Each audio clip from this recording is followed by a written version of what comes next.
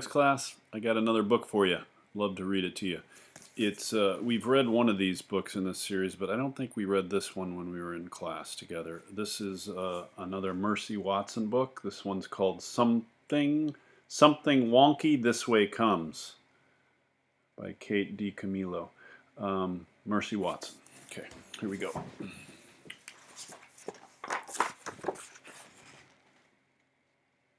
Mercy. There's that hot buttered popcorn.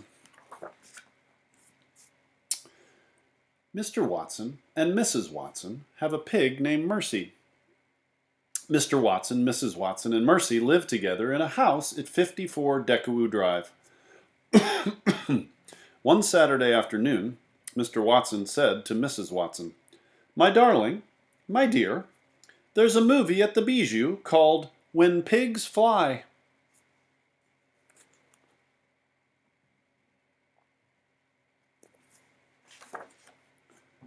"When Pigs Fly?" said Mrs. Watson. "What an inspiring title! Mercy, did you hear?" Mercy did not hear. Mercy did not hear because Mercy was not listening.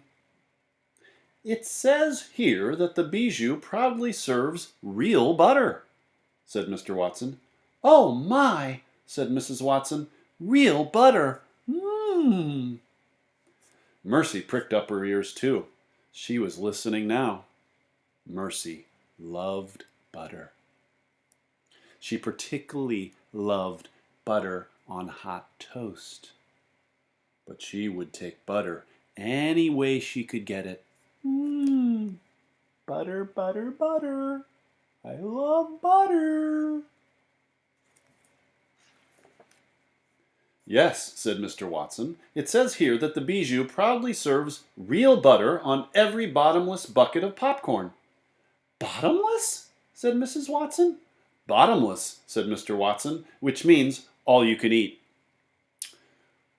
"All you can eat?" said Mrs. Watson. "What a delightful concept!"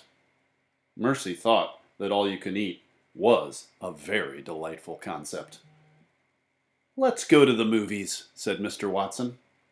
"Let's," said Mrs. Watson. "Oink," said Mercy.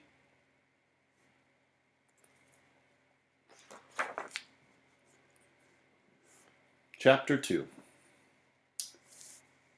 "Where are you going?" said Baby Lincoln.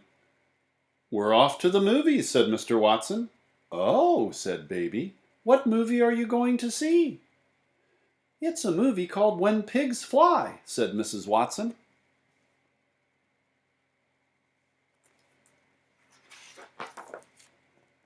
"Is it a romance?" said Baby. "Is it a movie about love?" "Well," said Mrs. Watson, "I think it's basically a movie about pigs flying." "Don't be ridiculous," said Eugenia Lincoln. "Pigs don't fly. It's a figure of speech." "What's a figure of speech?" said Mr. Watson. "The movie title," said Eugenia, "is a figure of speech signifying the impossible." "Well," said Mrs. Watson, "we are going to be impossibly late if we don't get going." "Would you care to join us?" said Mr. Watson. "Yes," said Baby Lincoln. "Absolutely not," said Eugenia Lincoln. "Oh, sister," said Baby, "please say yes." "No," said Eugenia. But she got into the Watsons' convertible anyway.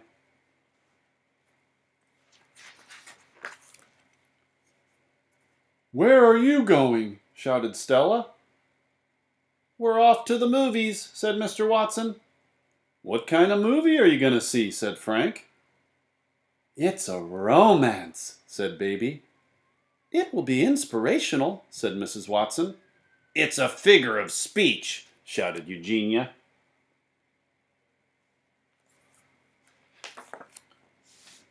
"Is it a movie with a happy ending?" said Frank.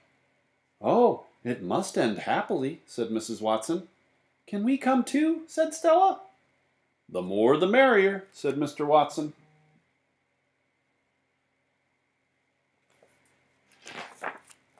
Chapter 3. Police officer Tomilello had the night off.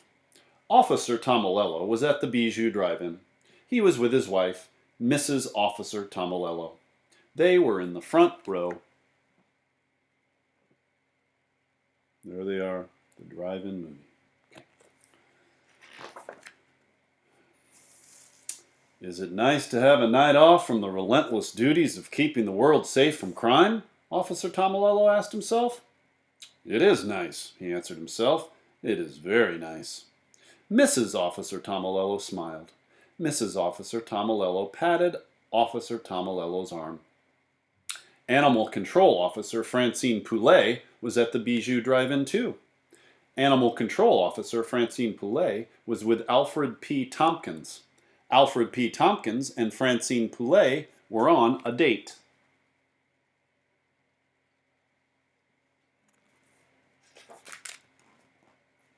Do you think that there will be actual pigs in this movie? Said Francine Poulet. I'm not certain, said Alfred P. Tompkins. As an animal control officer, said Francine Poulet, I have found pigs to be the wiliest clients of all. Really? Said Alfred. Absolutely, said Francine. Although I did catch a pig once. At least, I think I caught a pig. Fascinating, said Alfred P. Tompkins. Simply fascinating.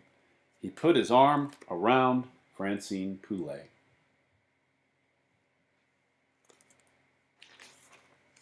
Chapter 4. Leroy Ninker was a small man with a big dream. Leroy Ninker wanted to become a cowboy. But for now, Leroy was working at the Bijou Drive-In concession stand. Leroy Ninker was selling bottomless buckets of popcorn. Yippee-yi-yo! He shouted. There's nothing faux. That's right. It's real butter, folks. Top quality, bottomless, and out of this world. Yippee-yi-yo!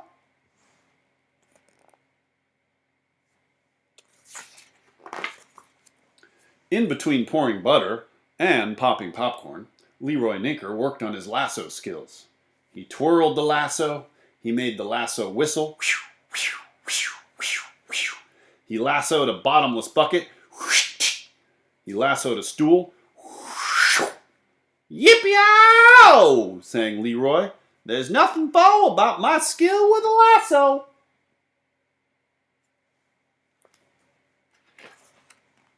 Chapter 5. The Watson convertible pulled up to the Bijou ticket window. Help you? Said ticket seller Beatrice Leopoldoni. We are here to see When Pigs Fly, said Mr. Watson. Beatrice Leopoldoni took her glasses off. She put her glasses back on. She blinked.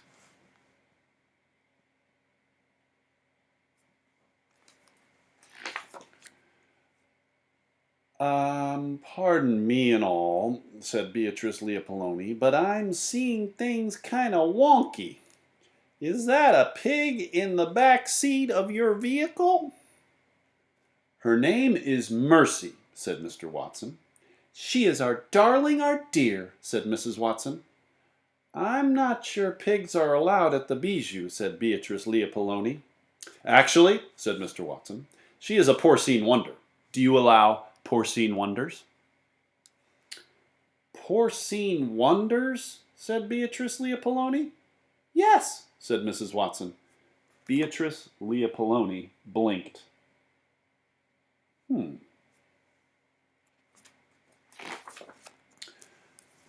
I don't think there are any rules against porcine wonders. Excellent, said Mr. Watson. Good evening to you then. Beatrice Leopoldoni blinked again. She adjusted her glasses. Wonky, said Beatrice Leopoldoni. Wonky in the extreme.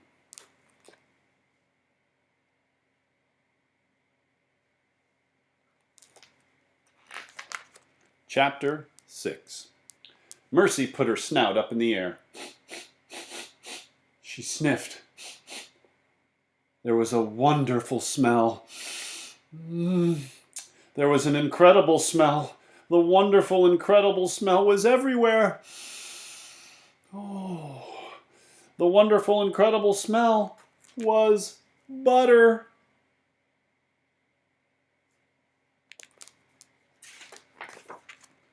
Mr. Watson said, "I think it's time for a bottomless bucket. Frank, why don't you and I go get some treats for the ladies?" At the concession stand, the little man behind the counter said, "Yippee-yow! What do you know?" "Hey," said Mr. Watson, "you're the man who robbed us." "Robbed you?" said Frank. "Yes," said Mr. Watson. "He tried to take our toaster." "My name is Leroy Ninker," said the little man. "You're a thief," said Frank. "Reformed," Leroy Winker said.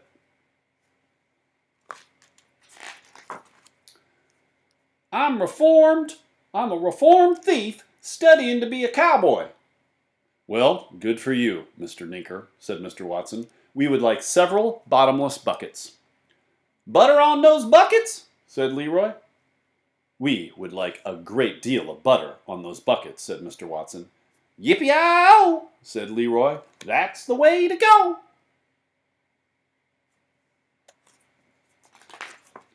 Chapter 7. The smell of butter was absolutely everywhere. The smell of butter was driving Mercy wild. Where was the butter smell coming from? Mercy thought she would go and investigate.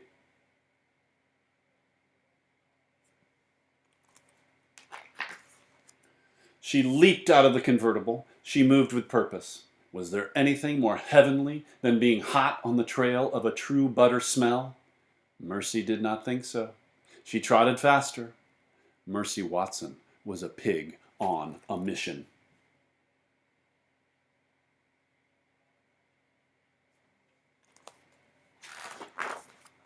Chapter 8. "Hey now," said Alfred P. Tompkins. "Speaking of pigs, isn't that a pig right there?" "Where?" said Francine Poulet. "There," said Alfred P. Tompkins. He pointed at the pig that was trotting past the truck. The pig had its snout up in the air, and the pig looked very happy.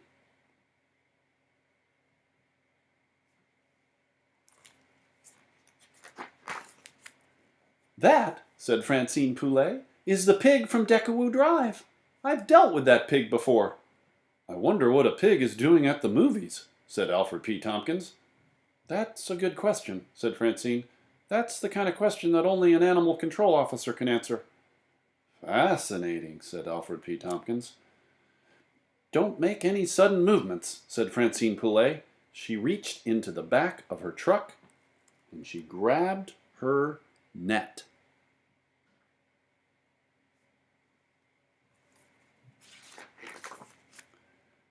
"If you want to see an animal control officer in action," said Francine Poulet, "follow me." "Fascinating," said Alfred P. Tompkins. "Simply fascinating. I'm right behind you."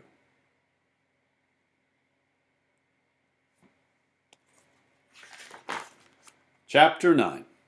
Mercy stopped. She sniffed. The smell of butter was very strong. The smell of butter was very near. The smell of butter was coming from the back seat of a station wagon. Mercy stuck her head in the window. She sniffed again.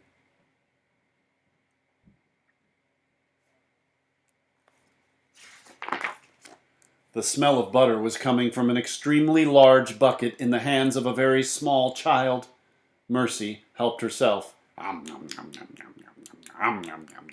The small child screamed, "Ah! Papa! Papa! A monster is eating my popcorn!" Mercy chewed. The popcorn was drenched in butter. It was so delicious.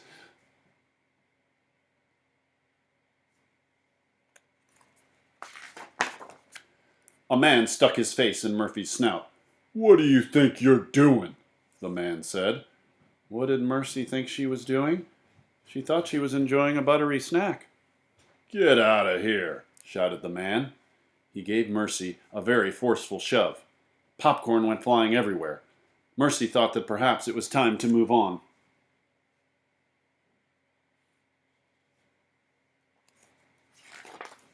Chapter 10. In the front row of the Bijou Drive-In, Officer Tomilello sat up straight in his seat. Officer Tomilello said, "Did you hear that?" Mrs. Officer Tomolello said nothing. "Was that a scream of distress?" said Officer Tomolello. "It sounded like a scream of distress," he answered himself. "Is someone in trouble?" Officer Tomolello asked. Mrs. Officer Tomolello said nothing. "It is very possible that someone is in trouble," Officer Tomolello answered himself.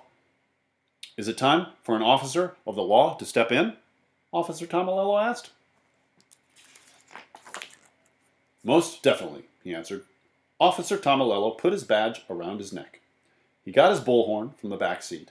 He kissed Mrs. Officer Tomolello goodbye. He said, "Am I off to make the world a safer place?" "I am," he answered himself. "I am most definitely off to make the world a safer place." Mrs. Officer Tomolello waved goodbye.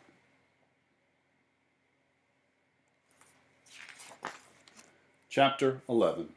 Mercy discovered that there was hot buttered popcorn everywhere. Every car had big buckets of popcorn. Every car had open windows. The popcorn was buttery. The popcorn was crunchy. The popcorn was delicious.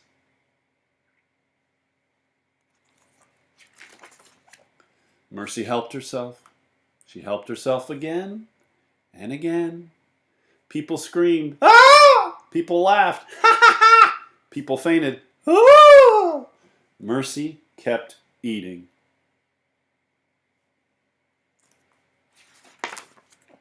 In the meantime, Mr. Watson and Frank returned to the convertible with several bottomless buckets of popcorn. Mrs. Watson was crying. "My darling, my dear," said Mr. Watson. "What is wrong?" "It's a tragedy," said Mrs. Watson. I wouldn't exactly call it a tragedy, said Eugenia Lincoln. "Mercy is missing," said Stella. "Don't worry," said Mr. Watson. "We'll find her." "I'll wait here if you don't mind," said Eugenia Lincoln. She helped herself to some hot, buttered popcorn.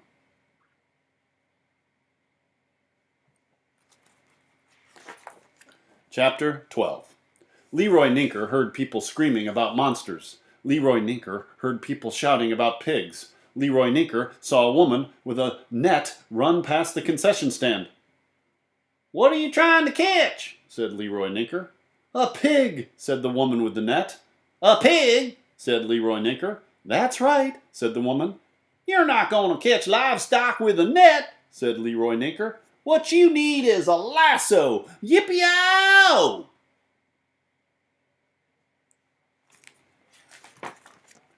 Mr. and Mrs. Watson and Stella and Frank and Baby shouted, "Mercy! Mercy! Mercy!" "Should you remain calm?" Officer Tomolello asked. "You most definitely should remain calm."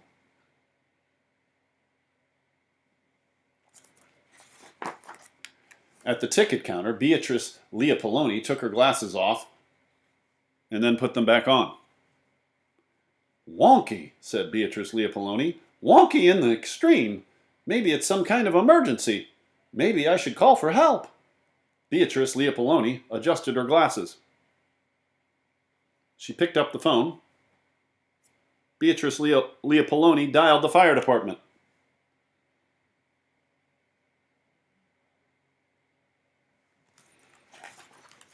Chapter 13.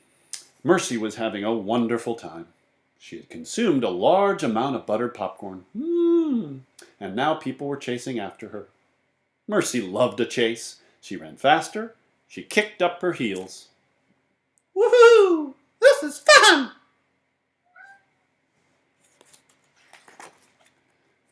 "Gotcha!" shouted Francine Poulet.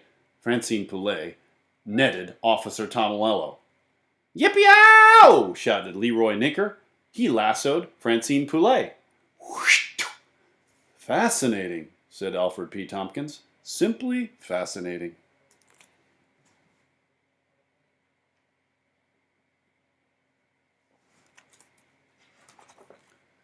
There was the sound of a siren.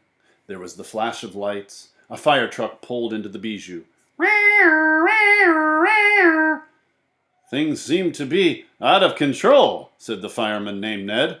"It's the movies," said the fireman named Lorenzo. "They make people crazy."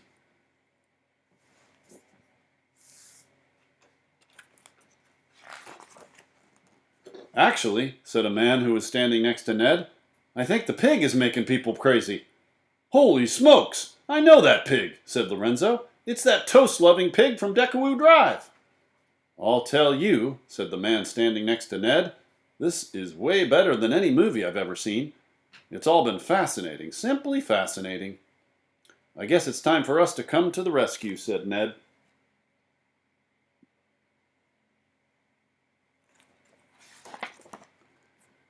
What should we should do what only firemen can do, said Lorenzo. Ned and Lorenzo took off running. Ned and Lorenzo ran very fast. Ned and Lorenzo caught up with Mercy. Hey, said Ned. How about some toast? Yes, said Lorenzo. How's about some toast with a great deal of butter?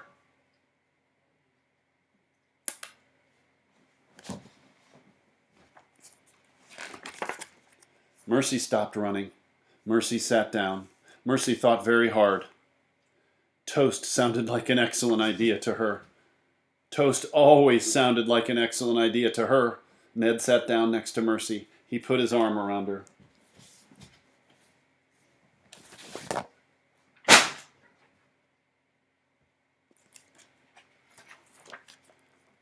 Oh, said Mrs. Watson, you found her. How will we ever be able to thank you for helping us locate our darling, our dear, said Mr. Watson. Well, said Ned, I'm a little hungry. Toast would be good, said Lorenzo. Toast, said Mrs. Watson. I would love to make some toast. Who else would like some toast?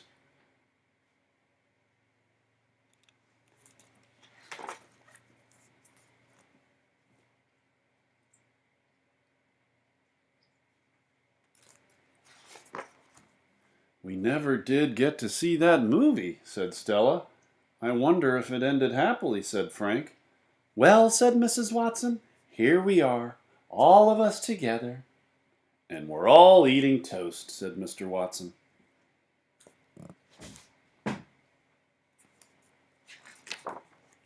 I can't imagine a happier ending than that, said Mrs. Watson. It's the happiest possible ending, said Baby Lincoln. It's almost like a love story. It is a love story, said Mr. Watson. And it's very inspirational, said Mrs. Watson.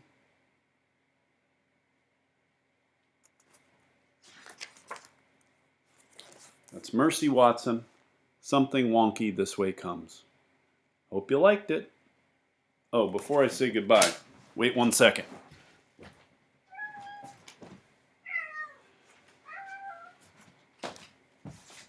Speaking of wonky, here's Cleo. Cleo, did you like the book? Did you like it? I'm teaching Cleo how to read. It's a lifelong project. Not going so well yet, but I'll keep working, okay? Say hi, Cleo. Clee, clee. Clee, clee. Clee, clee. Okay. Bye, guys.